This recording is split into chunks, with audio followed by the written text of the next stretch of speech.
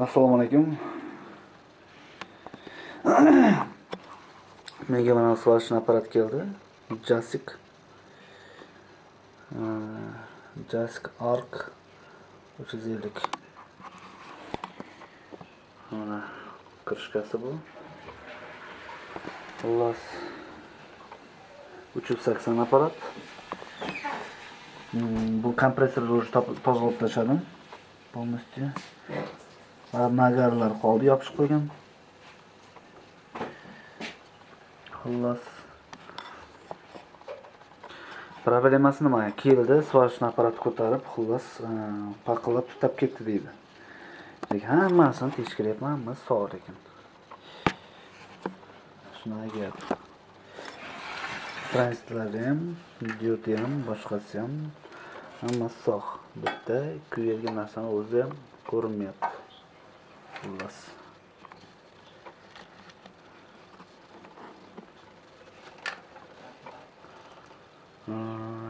Menimcha o'ylayman bitta taxmin shu. Buni problemasi shu mana shu platida. Силовой tranzistor platasida problema.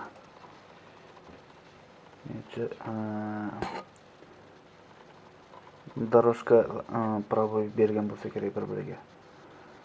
Yonib tutagan. Shuni ochishimiz kerak, endi uni ko'rishimiz kerak. Xullas.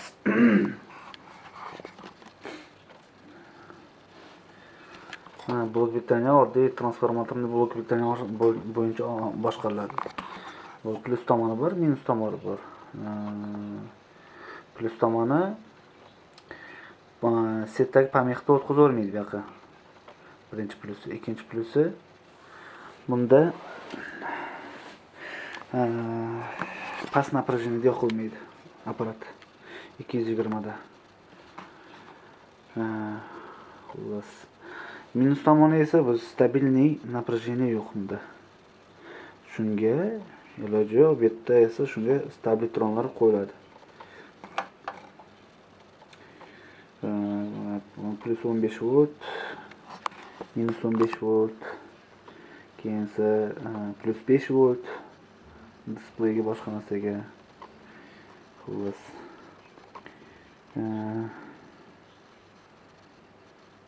Ventilyatorga bitta vaqt yo'q. Chunki ventilyator 380 ishlaydi. Mana ventilyatorga joyi. Mana bu.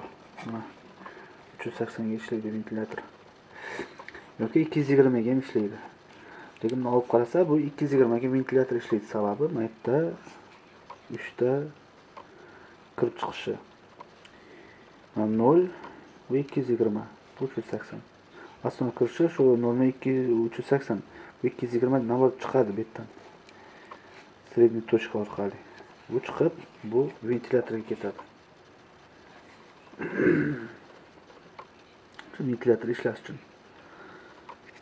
Xullas, shunday gap. Betdan qanaqadir anaqa menimcha bu yoki bu ventilyator bo'lsa kerak. Yoki bu menimcha mana shu. Bu deyman. Xullas, shunday gap. Lekin bu minus tomoni yana bor. Bu kuysa bu уже musor bo'ladi bu bitani. Remont qilolmaydi. Impulsning blokdan kuyganda uni remont qiladi. Shu bu arzon variantda bu. Xullas, производстводagi ekonom qilish uchun bu arzonroq bo'ladi. Chunki impulsning blokdan qaraganda. Shunday gap. Endi narx platasini polni buni ochamiz, narx platasini yechamiz. Keyin esa tekshiramiz. Menimcha shu дорожкасы proboy bo'lgan tutib ketgan. Rostdan tutib anaqa kuygan hidi, yomon kuygan hidi burunga beryapti. Hidi shunday sezilib turibdi. Bitta shu chetdan между дорожка kuygan.